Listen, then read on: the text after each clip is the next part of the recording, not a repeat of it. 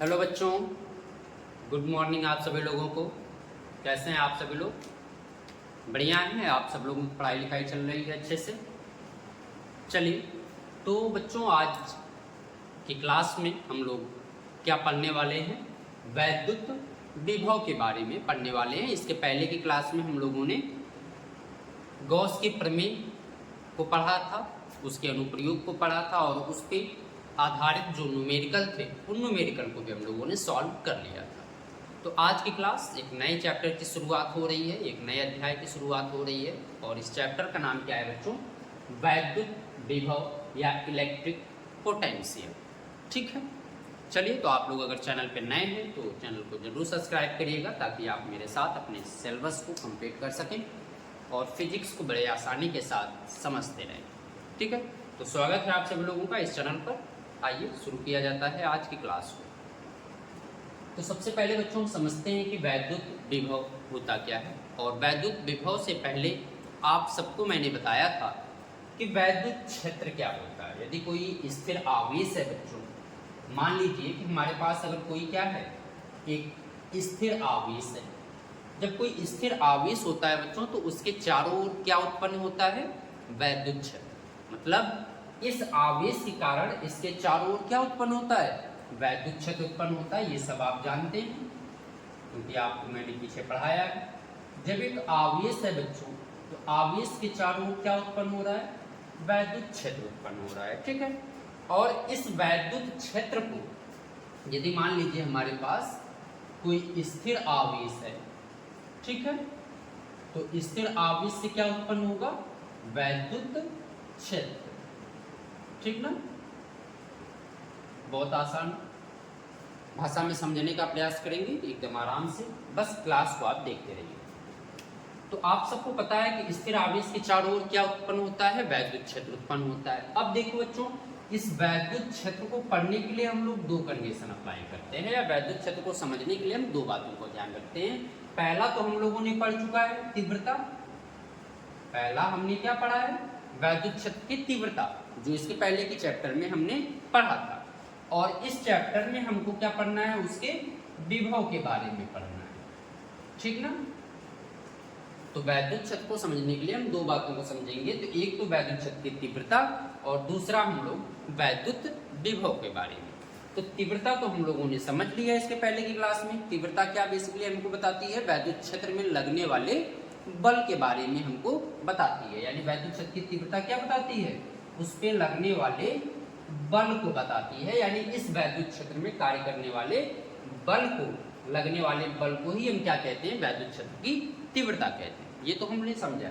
लेकिन विभव जो हमको आज पढ़ना है, विभव क्या होता है? तो विभव बच्चों ये होता है कि किसी भी वैद्युत क्षेत्र में किया गया जो कार्य होता है, यानी वैद्युत क्षेत्र में किया गया कार्य क्या कहलाता है? वैद्युत विभव कहलाता है। यानी हम ये अभी आगे समझेंगे कि वैद्युत विभव क्या होता है, लेकिन इतना आप जान लीजिए कि वैद्युत विभव में हमको किसके बारे में पढ़ना है?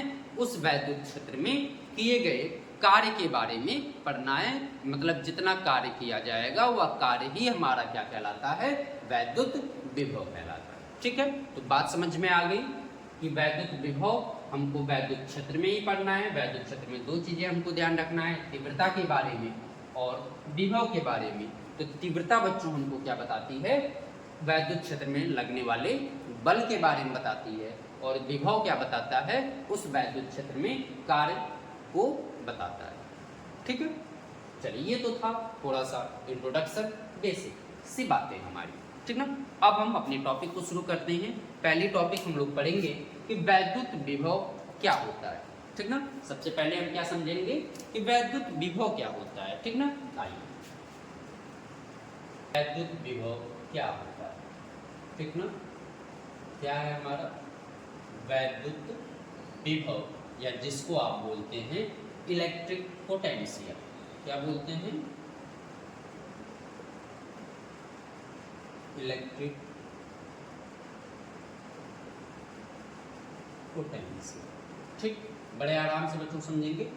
बस आप ध्यान दीजिएगा, मैं आपके फिजिक्स को इतना आसान बना दूंगा कि आपको कोई समस्या नहीं होगी। ठीक ना?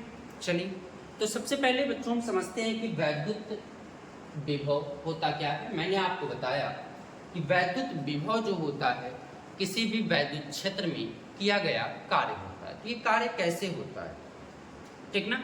मान लीजिए कि वैद्युत क्षेत्र में जो आवेश है वैद्युत क्षेत्र के बाहर, यानी कि कोई एक ऐसा बिंदु जिसको हम लोग क्या कहते हैं बच्चों, निर्देश बिंदु। अच्छा, निर्देश बिंदु क्या होता है इसको भी समझ लीजिए। मतलब कि अगर मान लीजिए हमारे पास एक आवेश है प्लस क्यू, तो और इस प्लस क्यू के चारों ओर ये हमारा क्या है, एक वैद्युत क्षेत्र है। मतलब मैंने जो सर्कल बनाया ये क्या है, एक वैद्युत क्षेत्र है।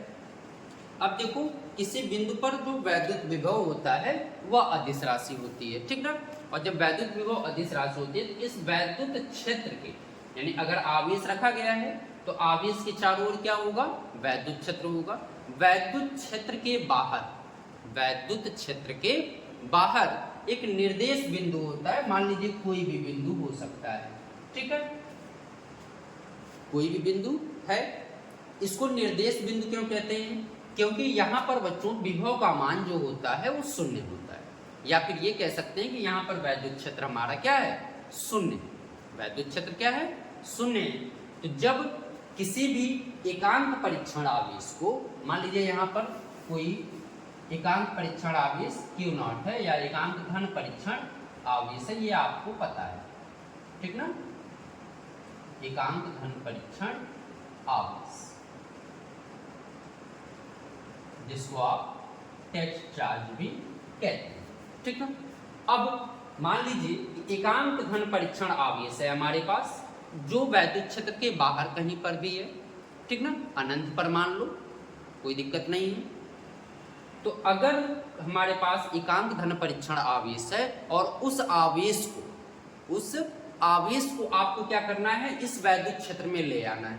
अब आप मुझे ये बताओ कि अगर एकांक परीक्षण आवेश है और इसको वैद्युत क्षेत्र में लाएंगे तो उस पर बल लगाएंगे, और बल लगाकर ही तो हम उसको ला सकते हैं, खींचेंगे। तो खींचने में ऊर्जा लॉस होगी और उसी ऊर्जा को हम क्या कहते हैं, कार्य। तो यानी कि एकांक धन परीक्षण आवेश को वैद्युत क्षेत्र के भीतर, वैद्युत क्षेत्र के भीतर किसी भी बिंदु पर लाने में, मतलब ये नहीं कह रहा हूं कि आप यहीं लाओ, कहीं पर भी, इस वैद्युत क्षेत्र में कहीं पर भी, यानी एकांक धन परीक्षण आवेश को वैद्युत क्षेत्र में लाने में जो किया गया आपका कार्य होता है बच्चों, वह किया गया कार्य ही हमारा क्या कहलाता है, वैद्युत विभव कहलाता है। मतलब आपने क्या समझा कि एकांक धन परीक्षण आवेश को अनंत से वैद्युत क्षेत्र में किसी भी बिंदु तक लाने में किया गया कार्य, या जितना कार्य हमको करना पड़ता है वह किया गया कार्य ही उस बिंदु पर क्या कहलाता है, वैद्युत विभव कहलाता है, ठीक ना। क्या समझा आपने कि एकांक धन परीक्षण आवेश को मैं लिखता हूं यहां पर, देखिएगा, एकांक धन परीक्षण आवेश, एकांक धन परीक्षण आवेश Q0, एकांक धन परीक्षण आवेश को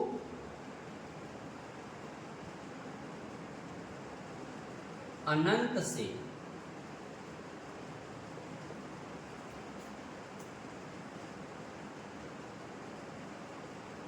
वैद्युत क्षेत्र के भीतर किसी बिंदु तक, वैद्युत क्षेत्र के भीतर किसी बिंदु तक लाने में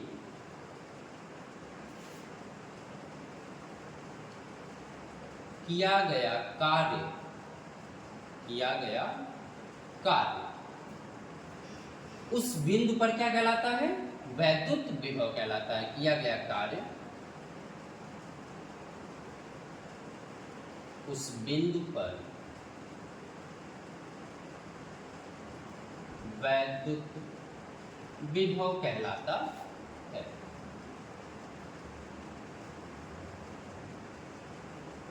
ठीक, तो आपने क्या समझा कि यदि हमारा वैद्युत क्षेत्र है और उस वैद्युत क्षेत्र के बाहर अनंत पर कहीं पर भी कोई एकांक धन परीक्षण आवेश अगर है, तो उस एकांक धन परीक्षण आवेश को वैद्युत क्षेत्र के भीतर कहीं पर भी लाने पे, यानी किसी भी बिंदु पर लाने में जितना कार्य आपको करना पड़ता है वह किया गया कार्य ही उस बिंदु पर क्या कहलाता है, वैद्युत विभव कहलाता है। सबको समझ में आ गई बात? किसी को समस्या है तो बताइए। नहीं है? चलें आगे। चलो मान लेते हैं कि जो एकांक परीक्षण आवेश है हमारा क्या है, Q0 है, और उसको अनंत से किसी बिंदु तक लाने में जो हमारा किया गया कार्य है वो क्या है, W है। अगर किया गया कार्य हमारा W है, तब आप मुझे बताइए वैद्युत विभव क्या है। मान लेते हैं, माना एकांक धन परीक्षण आवेश, धन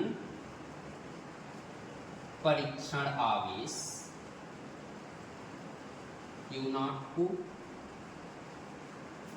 को वैद्युत क्षेत्र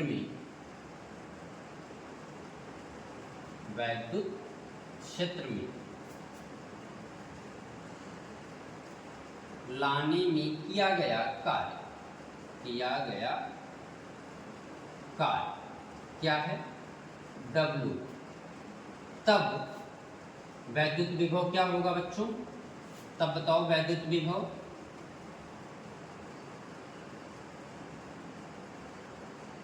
V बराबर क्या हो जाएगा?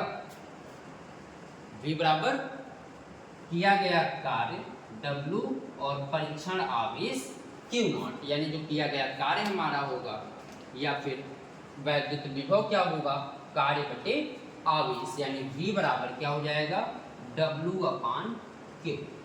V बराबर क्या हो जाएगा, W/Q हो जाएगा। ठीक है, चलिए इतनी बात समझ में आ रही है। यानी अगर हमारे पास एकांक परीक्षण आवेश Q0 है और इसको मैं मान लीजिए इस बिंदु तक लाता हूं, तो यहाँ से यहाँ तक लाने में अगर किया गया कार्य W है और एकांक परीक्षण आवेश Q0 है, तो वैद्युत विभव जो बच्चों होगा हमारा वो V बराबर क्या होगा, W/Q। ठीक, इसी कोई समस्या नहीं है। मैंने आपको पहले ही बता दिया वैद्युत विभव कैसी राशि है, आपकी अदिश राशि है। ठीक ना, ये भी याद रखिएगा कि वैद्युत विभव कैसी राशि होती है, अदिश राशि होती है। ठीक ना, चलिए अब देखो, अगर इसके मात्रक की बात करें कि इसका मात्रक क्या होगा, तो बताओ मुझे मात्रक, विभव का मात्रक क्या होगा। विभव का मात्रक अगर हम बात करें तो ये कार्य है बच्चों, और कार्य का मात्रक आपने क्या पढ़ा है, बताओ कार्य का मात्रक क्या होता है, जूल। कार्य का मात्रक क्या होता है, जूल। और आवेश का मात्रक क्या होता है, आवेश का मात्रक कूलम। आवेश का मात्रक कूलम। तो अगर ये बटे में है तो इसका मात्रक क्या हो जाएगा बताओ, यानी V का मात्रक क्या हो जाएगा, विभव का मात्रक क्या हो जाएगा, जूल प्रति कूलम। यानी इसका मात्रक क्या होगा, जूल प्रति कूलम होगा बच्चों। और जूल प्रति कूलम को ही हम लोग वोल्ट भी कहते हैं, याद रखिएगा। तो इसे आप लोग क्या कह सकते हैं, वोल्ट भी कहते हैं। ठीक ना, इसे वोल्ट भी कहते हैं। ठीक, क्लियर, इससे कोई समस्या नहीं। चलिए, आपसे कभी कभी बीमा भी पूछ ली जाती है कि वैद्युत विभव की बीमा क्या होती है, तो बीमा भी देख लीजिए। आप ये सारी बातें जानते हैं। कार्य ऊपर है और नीचे क्या है, आवेश है। तो आप मुझे बताओ कार्य की बीमा क्या होगी, कार्य की बीमा बोलो, ml² T⁻²। ठीक, तो कार्य की बीमा क्या हो जाएगी, ml² T⁻²। और आवेश है, और आवेश की बीमा क्या होती है, AT। तो जब ये ऊपर जाएगा तो ml², T⁻1 है बच्चों, ऊपर जाएगा -1 होगा, T⁻³ और A⁻1। तो वैद्युत विभव की जो बीमा होगी बच्चों वो ml² T⁻³ A⁻1 माइनस 1। ठीक, ये था हमारी पहली टॉपिक कि वैद्युत विभव होता क्या है या हम वैद्युत विभव किसको कहते हैं। उम्मीद कर रहा हूँ कि आप सबको ये टॉपिक समझ में आ गई होगी, किसी कोई समस्या नहीं है। चलिए एक बार मैं फिर से आपको रिपीट कर देता हूँ। बच्चों, वैद्युत विभव हमने आपको बताया कि वैद्युत विभव होता क्या है। तो हमने आपको बताया कि एकांक धन परीक्षण आवेश कहाँ पर लेंगे, जहाँ पर वैद्युत क्षेत्र नहीं होगा या वैद्युत क्षेत्र के बाहर आपको लेना है, कहीं पर भी ले लो चारों तरफ। ठीक, वैद्युत क्षेत्र के बाहर होना चाहिए जहाँ पर वैद्युत विभव 0 होना चाहिए। ठीक, जिसको आप लोग निर्देश बिंदु भी कहते हो। ठीक ना। चलो, तो अगर हमारे पास एकांक धन परीक्षण आवेश Q0 है जो वैद्युत क्षेत्र के बाहर स्थित है कहीं पर, अगर वैद्युत क्षेत्र को उस एकांक धन परीक्षण आवेश को वैद्युत क्षेत्र के भीतर जब हम लाएंगे, यानी कि जब इस पर बल लगा के इसको यहाँ तक लाने का प्रयास करेंगे, तो उसको लाने में बच्चों हमको कुछ ना कुछ कार्य करना पड़ेगा। जैसे आप ही सोचो, कोई चीज़ यहाँ पर स्थित है तो अगर हम उसको दूसरी जगह ले जाएंगे तो हमें कार्य करना पड़ेगा। सिंपल सी बात है। तो जब एकांक धन परीक्षण आवेश वैद्युत क्षेत्र के बाहर स्थित है और उसको मैं क्या करना चाहता हूँ, वैद्युत क्षेत्र के भीतर लाना चाहता हूँ, तो लाने में क्या करना होगा, कुछ ना कुछ कार्य करना होगा। तो लाने में जितना कार्य आपको करना पड़ता है वह किया गया कार्य ही हमारा क्या कहलाता है, वैद्युत विभव कहलाता है। तो हमने मान लिया कि चलिए एकांक परीक्षण आवेश की हुए जिसको अनंत से वैद्युत क्षेत्र के भीतर किसी बिंदु तक लाने में किया गया कार्य उस बिंदु पर क्या कहलाएगा बच्चों, वैद्युत विभव कहलाएगा। हमने ये मान लिया चलिए एकांक परीक्षण आवेश Q0 है और उसको लाने में W कार्य करना पड़ता है, तब हमारा वैद्युत विभव V बराबर क्या हो जाएगा, W/Q0। सिंपल। चलिए, मात्रक आपने जान ही लिया, कार्य का मात्रक जूल होता है, आवेश का मात्रक कूलाम होता है, इसलिए विभव का मात्रक जूल प्रति कूलाम होगा या जूल प्रति कूलाम को ही आप क्या कहते हैं, वोल्ट भी कहते हैं। तो ये भी याद रखिएगा कि इसका मात्रक जूल प्रति कूलाम भी होता है और वोल्ट भी होता है। ठीक ना। बीमा क्या होती है, कार्य की बीमा ml² 10⁻², और आवेश की बीमा AT, इसलिए इसकी जो बीमा आ जाएगी ml² 10⁻³ हो जाएगा। तो ये थी हमारी पहली टॉपिक कि वैद्युत विभव किसको कहते हैं। उम्मीद कर रहा हूँ सबको अच्छे समझ में आया होगा। चलिए अगली टॉपिक की तरफ चलते हैं। विभवांतर क्या होता है उसको समझते हैं। ठीक ना। चलिए,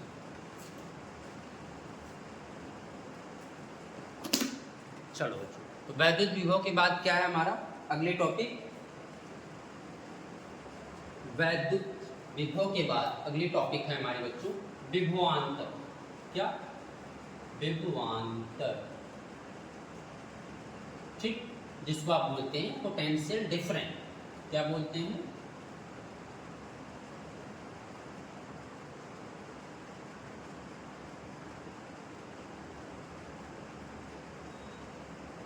पोटेंशियल डिफरेंट बोल सकते हैं या डिफरेंस बोल सकते हैं।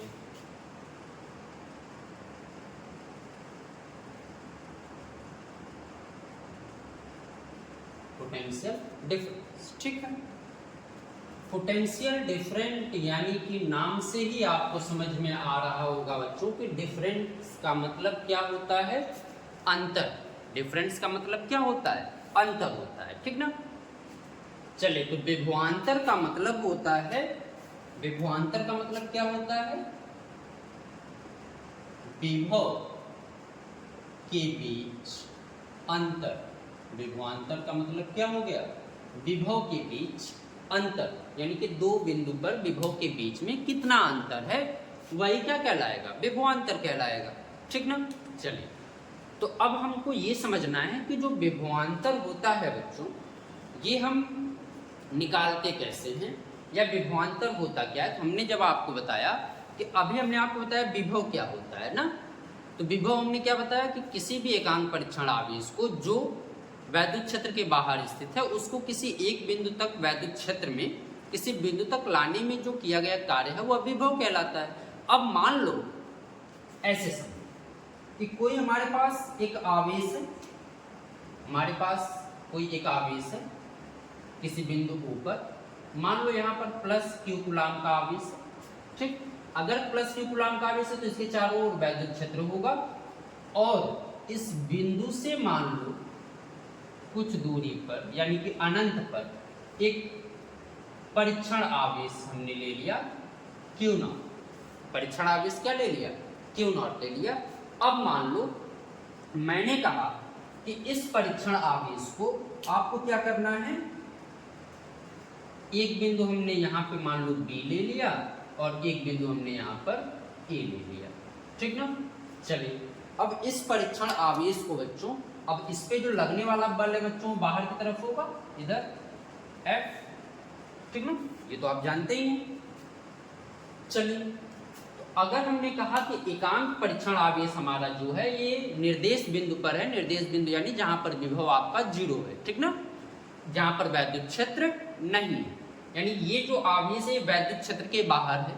अब मान लो जो हमने बिंदु ए और बी लिया है, ये बिंदु ए और बी वैद्युत क्षेत्र के भीतर है। ए और बी कहाँ पे है? वैद्युत क्षेत्र के भीतर है, क्योंकि जो आवेश लिए आवेश के चारों ओर क्या होता है? वैद्युत क्षेत्र होता है। अब हमने कहा कि चलो मान लो बी नहीं, ए नहीं है कुछ समय के लिए, तो आपसे मैं कहूं कि इस आवेश को आप बी तक ले आओ, तो आवेश ए को बी तक लाने में जो किया गया कार्य होगा, यानी आवेश जो एकांक परीक्षण आवेश है इसको आप बिंदु बी तक ले आएंगे, तो बिंदु बी तक लाने में किया गया कार्य क्या होगा? v सफिक्स बी, विभवांतर बिंदु बी पर किया गया कार्य। और इसी आवेश को आप बिंदु ए तक ले आओ, इसी आवेश को कहां तक ले आओ? बिंदु ए तक, तो इस बिंदु पर किया गया कार्य क्या होगा? va होगा। अभी आपको मैंने बताया ना कि किसी भी एकांक परीक्षण आवेश को अनंत से वैद्युत क्षेत्र के भीतर लाने में किया गया कार्य वैद्युत विभव कहलाता है।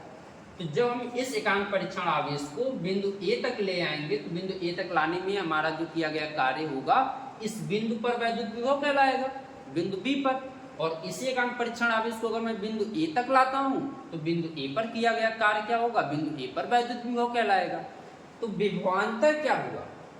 देखिए अब इनके बीच का जो अंतर होगा, यानी कि इन दोनों के बीच का जो अंतर है, यानी कि VA minus VB, VA minus VB। अच्छा ये बताओ क्या हम VA में से VB को माइनस करेंगे? इसके पीछे भी रीजन है। देखिए जो वैद्युत विभव होता है बच्चों, आप अच्छी ये मुझे बताओ कि अगर मान लो आपके पास 10 लीटर पानी है और एक बोतल में 5 लीटर पानी, ठीक ना, 2 बर्तन में आपने रखा, तो अगर 2 बर्तन में आपने ज़्यादा या कम रखा उससे मतलब नहीं है, तो क्या वो पानी का प्रवाह होगा? नहीं होगा। जब तक पानी का प्रवाह किस चीज़ पर निर्भर करता है? उसके तल पर निर्भर करता है। किस पे निर्भर करता है? तल पे। यानी कि जिसका तल मान लीजिए ऐसे झुका हुआ है, तो ये पानी क्या होगा? प्रवाह होगा। यानी कि ऊंचे से नीचे की तरफ, यानी उच्च विभव से, आप ऐसे समझो कि ये जैसे तल है, दोनों का तल समान है, पानी प्रवाह नहीं होगा। लेकिन इसको मैं ऐसे कर दूं तो पानी कहाँ से ऊपर प्रवाह होगा? ऊपर से नीचे की तरफ, यानी ऊपर से नीचे की तरफ। उसी प्रकार बच्चों जो वैद्युत विभव होता है, वैद्युत विभव का प्रवाह जो होता है बच्चों हमेशा उच्च विभव से निम्न विभव की ओर होता है। यानी वैद्युत विभव का प्रवाह कहाँ से होगा? उच्च विभव से निम्न विभव की ओर होता है। यानी कि वैद्युत विभव जो होता है वह आवेश पर निर्भर नहीं करता, बल्कि वह वैद्युत विभव के तल पर निर्भर करता है। तो जो तल होता है वह वैद्युत तल, वह वैद्युत तल ही वैद्युत विभव कहलाता है। इसलिए ये अधिकतम से न्यूनतम की ओर जाएगा, तो इसलिए हम VA माइनस VB करेंगे, ठीक ना। तो आपने क्या समझा कि किसी भी बाह्य बल के द्वारा या बाह्यकर्ता के द्वारा, यानी कि ऐसा बल जो बाहर से कार्य कर रहा हो, ठीक ना, एकांक परीक्षण आवेश को वैद्युत क्षेत्र के भीतर एक बिंदु से दूसरे बिंदु तक ले जाने में किया गया कार्य उन बिंदुओं के बीच का क्या कहलाएगा?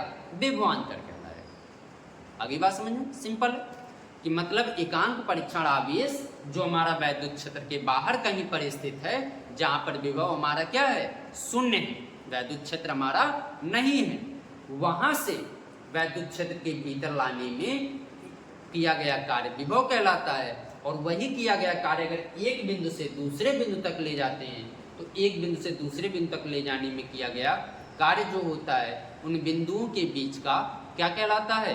विभवांतर कहलाता है। आगे बात समझ में सबको लिख दें। चलिए तो इसकी डेफिनेशन क्या होगी बच्चों? देखिएगा, वाह कर्ता द्वारा, वाह कर्ता द्वारा का मतलब बच्चों ये हो गया वाय कर्ता द्वारा, यानी कि कोई ऐसा बल जो इसके बाहर से कार्य कर रहा हो, ठीक ना। वाय कर्ता द्वारा एकांक धन परीक्षण आवेश, एकांक धन परीक्षण आवेश, एकांक धन परीक्षण आवेश जो हमारा क्या है, क्यू नॉट है, ठीक है। वैद्युत क्षेत्र में एकांक धन परीक्षण आवेश को वैद्युत क्षेत्र में एक बिंदु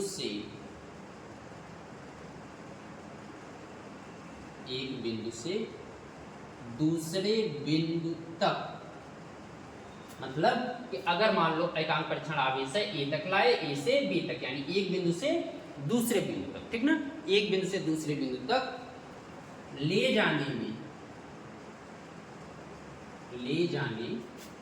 में किया गया कार्य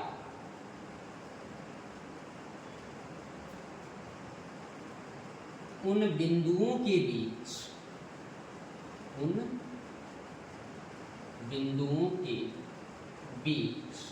क्या कहलाएगा, विभवांतर कहलाता है। उन बिंदुओं के बीच विभवांतर कहलाता, ठीक ना, सिंपल।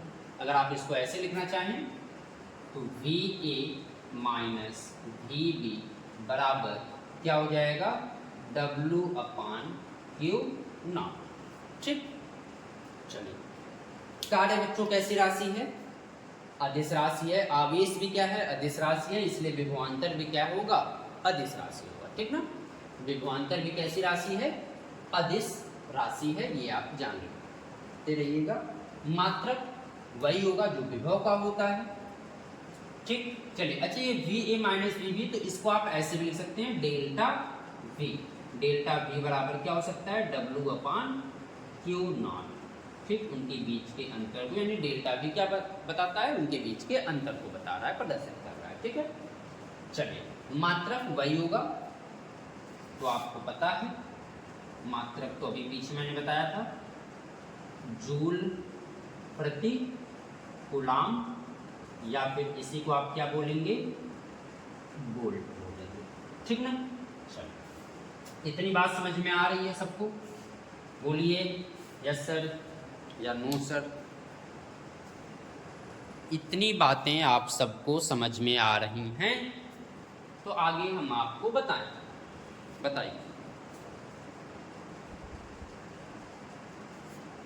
चलिए, ये तो आपको समझ में आ गया। अगर आपसे ये पूछ लिया जाए कि एकांक परीक्षण आवेश जो Q नॉट है, उसको A से B तक ले जाने में किया गया कार्य कितना है, तो अच्छा ये बताओ, जब इसी को हमने B से A तक लाया तो इनके बीच का अंतर ही हमारा क्या कहलाता है, विभवांतर, W/Q।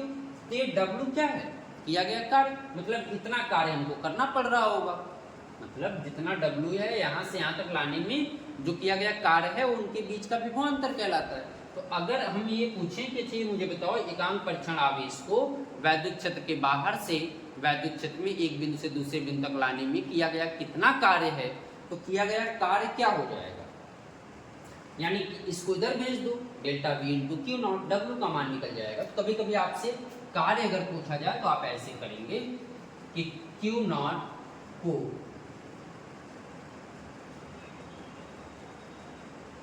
बिंदु B से A तक लाने में किया गया कार्य,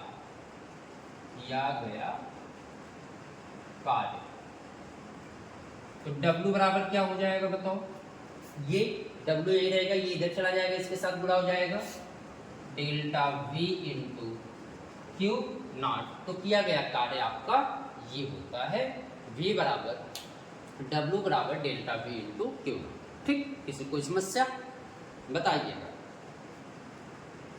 नहीं है। कार्य का मात्रक क्या होता है? जूल। एक इसमें रहेगा जूल। तो ये भी हो सकता है दिया गया कार्य। ठीक, चलो अब एक चीज और बताओ।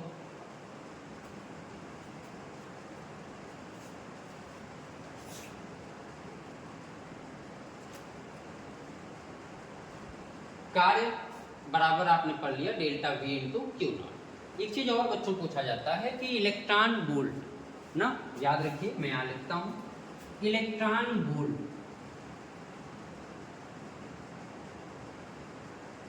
इलेक्ट्रॉन वोल्ट क्या होता है? कभी कभी आपसे क्वेश्चन पूछ लेता है 1 नंबर में कि इलेक्ट्रॉन वोल्ट क्या होता है। तो याद रखिए कि जो इलेक्ट्रॉन वोल्ट होता है बच्चों, वह इलेक्ट्रॉन वोल्ट कार्य या ऊर्जा का क्या होता है? बहुत छोटा मात्रक होता है। कार्य अथवा ऊर्जा का क्या होता है? एक बहुत छोटा मात्रक होता है। तो इलेक्ट्रॉन वोल्ट क्या है? कार्य अथवा ऊर्जा का बहुत छोटा मात्रक है। इलेक्ट्रॉन वोल्ट क्या है? कार्य अथवा ऊर्जा का छोटा मात्रक है। थोड़ा सा एक मिनट।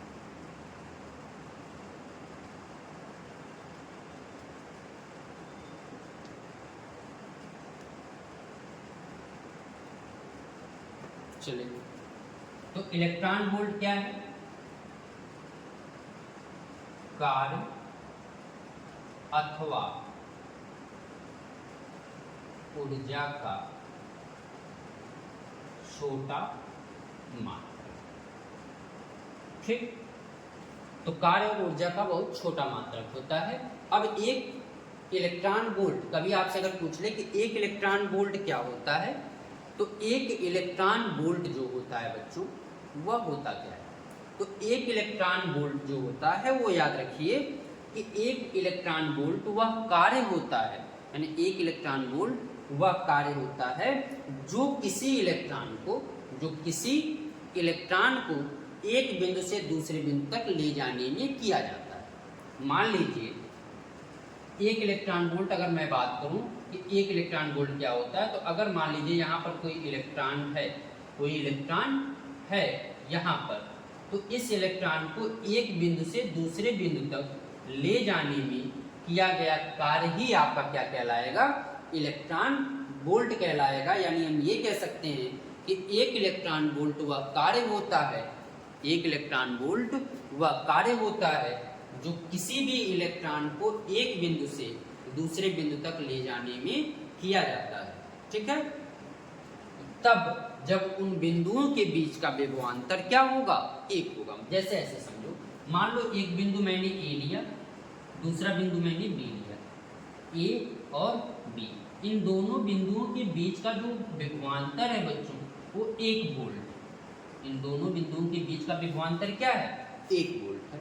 ठीक, अगर इन दोनों बिंदुओं के बीच का विभवांतर 1 वोल्ट है, तो मैंने आपसे कहा कि अगर यहाँ पे एक इलेक्ट्रॉन है, तो एक इलेक्ट्रॉन जो है, इस इलेक्ट्रॉन को बिंदु ए से बी तक ले जाने में जो किया गया आपका कार्य होता है, वह किया गया कार्य ही आपका क्या कहलाता है? एक इलेक्ट्रॉन वोल्ट कहलाता है। मतलब अगर इसकी डिफिनेशन लिखने के लिए कहा जाए तो आप क्या लिखेंगे कि यदि दो बिंदुओं के बीच का विभवांतर 1 इलेक्ट्रॉन वोल्ट है, यदि दो बिंदुओं के बीच का विभवांतर 1 इलेक्ट्रॉन वोल्ट है, तब उसमें स्थित किसी इलेक्ट्रॉन को एक बिंदु से दूसरे बिंदु तक ले जाने में किया गया कार्य क्या कहलाता है? 1 इलेक्ट्रॉन वोल्ट कहलाता है। सिंपल, मैं लिख देता हूं डिफिनेशन, आपको दिखेगा।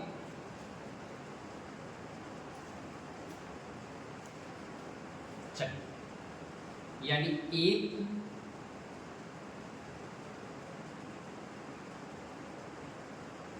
एक इलेक्ट्रॉन वोल्ट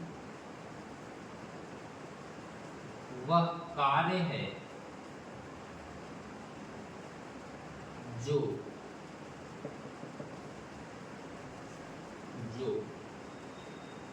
किसी इलेक्ट्रॉन को एक बिंदु से दूसरे बिंदु तक, एक बिंदु से दूसरे बिंदु तक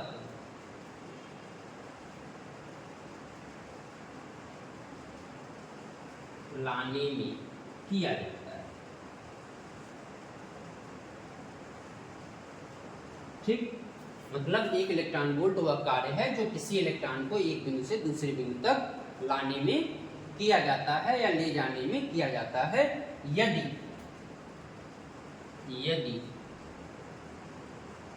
उन बिंदुओं के बीच विभवांतर एक वोल्ट हो। ठीक है, तो याद रखिएगा कि अगर आपसे कभी पूछ ले कि इलेक्ट्रॉन वोल्ट क्या होता है, तो एक इलेक्ट्रॉन वोल्ट वह कार्य होता है जो किसी इलेक्ट्रॉन को एक बिंदु से दूसरे बिंदु तक ले जाने में किया जाता है या लाने में किया जाता है, यदि उन बिंदुओं के बीच का विभवांतर क्या है, 1 वोल्ट है, ये याद रखिएगा। ठीक, तो यहाँ पर बच्चों एक इलेक्ट्रॉन वोल्ट किसके बराबर होता है, आपसे पूछा जाता है कि एक इलेक्ट्रॉन वोल्ट, नीचे दिख रहा है, चलिए लिख देता हूँ। एक इलेक्ट्रॉन वोल्ट जो होता है बच्चों 1.6 गुणे 10 की घाते माइनस 19 जूल के बराबर होता है। ठीक है, यानी एक इलेक्ट्रॉन वोल्ट किसके बराबर होगा, 1.6 गुणे 10 घात माइनस 19 जूल के बराबर होगा। ठीक है, चलिए इसके कुछ और भी मात्रक होते हैं, कुछ बड़े मात्रक, उनको हम लोग समझ लेते हैं। चलिए, 1 किलो इलेक्ट्रॉन वोल्ट किसके बराबर होता है बच्चों, अगर आपसे पूछ ले, यहाँ ऊपर लिख देता हूँ, 1 किलो इलेक्ट्रॉन वोल्ट जो होता है 1.6 गुणे 10 घाते माइनस 16 होता है बच्चों, कितना, जूल। ठीक ना, 10 घात माइनस 16। 1 मिलियन इलेक्ट्रॉन वोल्ट किसके बराबर होगा, 1 मिलियन इलेक्ट्रॉन वोल्ट 1.6 गुणे 10 घात माइनस 13 जूल होता है। और 1 बिलियन इलेक्ट्रॉन वोल्ट जो होता है बच्चों 1.6 गुणे 10 घात माइनस 10 जूल होता है, तो ये भी याद रखिएगा। ठीक ना, चलिए इतनी बातें आपको समझ में आ रही हैं, तो फिर आगे कुछ पढ़ा जाए।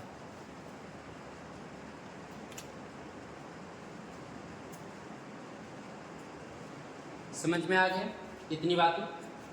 चलो, तो ये था आज की हमारी क्लास, जिसमें हम लोगों ने समझा बेसिक बातें कि वैद्युत विभव क्या होता है और विभवांतर क्या होता है बच्चों। ठीक है, मिलते हैं कल की क्लास में एक नए टॉपिक के साथ और एक नई ऊर्जा के साथ। तब तक आप लोग पढ़ते रहिए और मिलते हैं कल की क्लास में। आप लोग अगर वीडियो समझ में आ रही है, चीज़ें समझ में आ रही हैं आपको, तो ज़रूर आप वीडियो को शेयर करिएगा और ज़्यादा से ज़्यादा लोगों को जोड़ने का प्रयास करिएगा बच्चों। हम आपके लिए रेगुलर वीडियो लेके आते रहेंगे।